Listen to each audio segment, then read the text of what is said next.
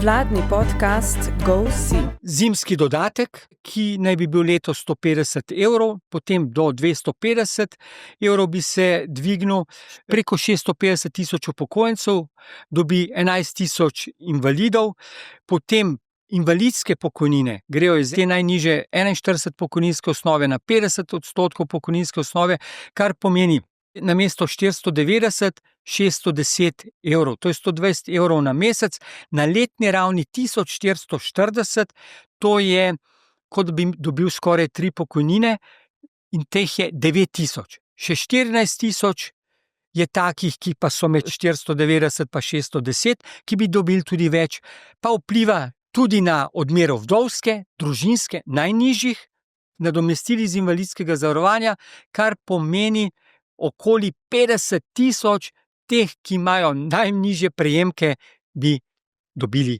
več, že bi jim pripadalo od 1. 1.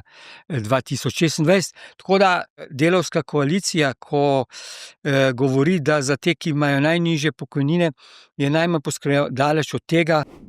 Škoda, da se igrajo za tako ugodno reformo. Ne bomo več dobili tako ugodne reforme za ljudi.